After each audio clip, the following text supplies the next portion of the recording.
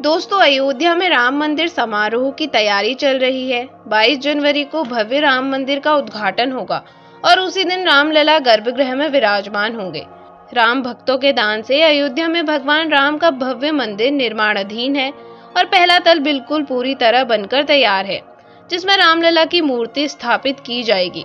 राम मंदिर के लिए अब तक 5500 करोड़ से अधिक का दान श्री राम जन्मभूमि तीर्थ क्षेत्र ट्रस्ट को मिल चुका है और इस मामले में गुजराती सबसे आगे हैं। गुजरात के 2 ऐसे शख्स हैं जिन्होंने राम मंदिर के लिए सबसे अधिक का चंदा दिया है। राम मंदिर के लिए सबसे अधिक दान देने वालों की लिस्ट में सबसे ऊपर नाम है मोरारी बापू का।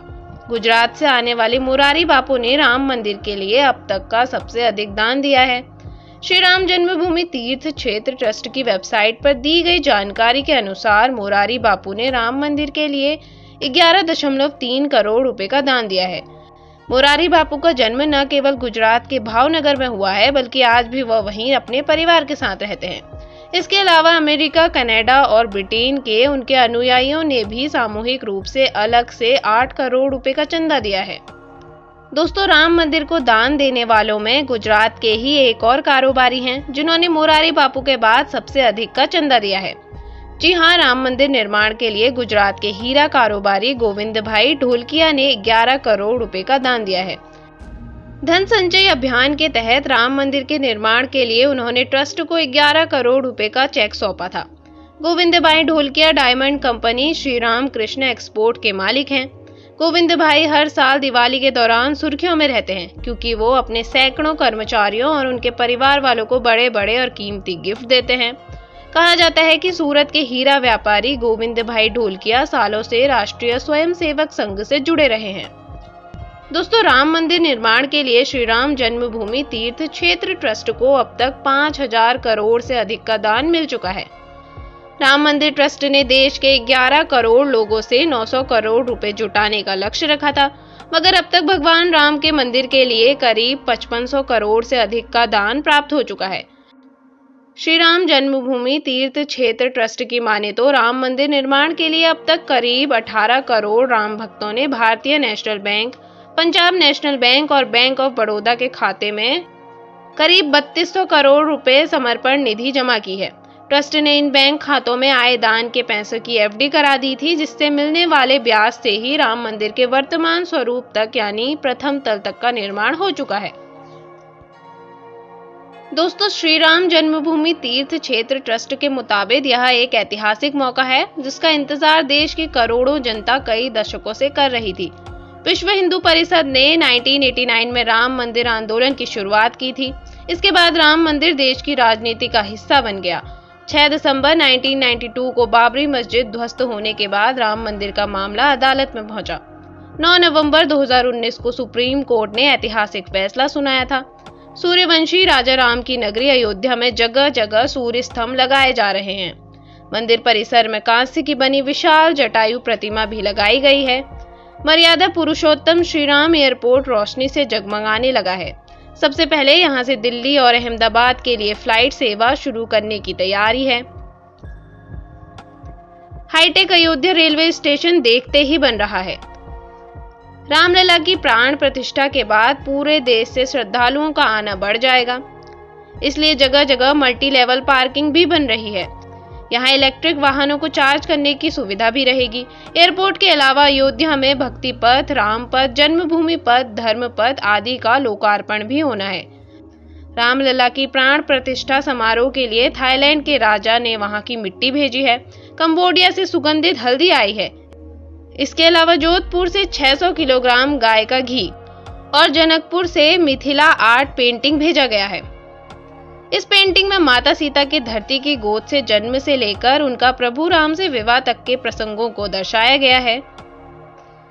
दोस्तों, 22 जनवरी 2024 को अयोध्या के राम मंदिर में रामलला की प्राण प्रतिष्ठा होगी। इस भव्य समारोह में देश भर के 7000 से ज्यादा विशिष्ट मेहमान शामिल होंगे। रामलला की मूर्ति कर्नाटक और राजस्थान के पत्थरों से बनी है। अयोध्या राम मंदिर के निर्माण में करीब 900 करोड़ का खर्च आया है। दरवाजे और खिड़कियों की लकड़ियां महाराष्ट्र के बल्लाहशाह से लाई गई हैं। दरवाजे और खिड़कियों पर नक्काशी हैदराबाद के मजदूरों ने की है। देश भर की पवित्र नदियों और कुंडों से लाए जल से होगा रामलला का अभिषेक। वर्ष 2025 में पूरी तरह बनकर तैयार हो जाएगा भव्य मंदिर। 9 नवंबर 2019 को सुप्रीम कोर्ट ने राम मंदिर के पक्ष में फैसला दिया था। मंदिर परिसर में 44 फीट लंबाई और 500 किलोग्राम का ध्वज दंड भी लगेगा। दोस्तों, श्रीलंका का एक प्रतिनिधि मंडल भी अशोक वाटिका से एक विशेष उपहार के साथ अयोध्या पहुंचा।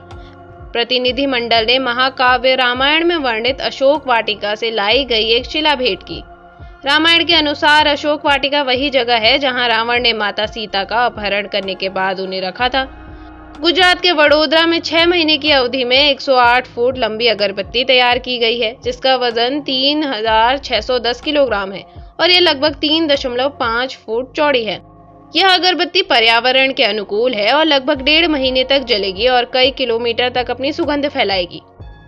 उन्होंने कहा कि इस अगरबत्ती के लिए 376 किलोग्राम गुलगुल, 376 किलोग्राम नारियल गोला, 190 किलोग्राम घी, 1470 किलोग्राम गाय का गोबर, 420 किलोग्राम जड़ी बूटियों का इस्तेमाल किया गया है। भरवाड़ और 25 अन्य भक्त 1 जनवरी को विशाल अगरबत्ती के साथ वडोदरा से रवाना हुए और उनका काफिला 18 जनवरी को अयोध्या पहुंचेगा। गुजरात के दरियापुर में अखिल भारतीय दबगर समाज द्वारा तैयार किया गया एक नगारू भी भेजा है। मंदिर के प्रांगण में यह नगारू स्थापित किया जाएगा। उत्तर प्रदेश के अलीगढ़ निवासी ताला बनाने वाले सत्य प्रकाश शर्मा ने 10 फुट ऊंचाई, 4.6 फुट चौड़ाई और 9.5 इंच मोटाई वाला 400 किलोग्राम वजन का ताला और चाबी तैयार की है। घंटा तैयार करने में शामिल एक कारीगर ने कहा, इसे तैयार करने में 2 साल लग गए। सभी अनुष्ठानों को करने के बाद धूमधाम के साथ घंटे को अयोध्या भेजा जा रहा है। लखनऊ के सब्जी विक्रेता ने विशेष रूप से एक ऐसी घड़ी तैयार की है जो एक ही समय में 8 देशों का समय बताती है। अनिल कुमार साहू ने कहा कि उन्होंने 75 सेंटीमीटर व्यास वाली घड़ी मंदिर ट्रस्ट के महासचिव चंपत राय को उपहार में दी है। साहू ने कहा कि उन्होंने पहली बार 2018 में घड़ी बनाई थी और इसे भारत सरकार के पेटेंट कार्यालय द्वारा प्रमाण पत्र दिया गया था। उन्होंने बताया कि यह घड़ी Bharat, Tokyo, Moscow, Dubai, Beijing, Singapore, Mexico city, Washington DC और न्यूयॉर्क का समय दर्शाती है। नागपुर के शेफ विष्णु मनोहर ने घोषणा की है कि वह प्राण प्रतिष्ठा समारोह में शामिल होने वाले भक्तों के लिए 7000 किलोग्राम राम हलवा तैयार करेंगे। मथुरा का श्री कृष्ण जन्मस्थान सेवा संस्थान अयोध्या में यज्ञ के लिए 200 किलोग्राम लड्डू भेजने की तैयारी कर रहा है। तिरुपति में श्री वेंकटेश्वर मंदिर के संरक्षक तिरुमला तिरुपति देवस्थानम ने भी घोषणा की है कि वह इस खास दिन के लिए भक्तों को वितरण के वास्ते 1 लाख लड्डू भेजेंगे। सूरत के एक हीरा व्यापारी ने 5000 अमेरिकी हीरे और 2 किलोग्राम चांदी का उपयोग करके राम मंदिर की थीम पर एक हार बनाया है। 40 कारीगरों ने 35 दिन में इसे तैयार किया है और हार को राम मंदिर ट्रस्ट को उपहार दिया है। वडोदरा में रहने वाले किसान अरविंद भाई मंगल भाई पटेल ने 1100 किलोग्राम वजन का एक विशाल दीपक तैयार किया है। पटेल ने कहा, दीपक 9.25 फुट ऊंचा और 8 फुट चौड़ा है। दीपक पंच धातु से बना है।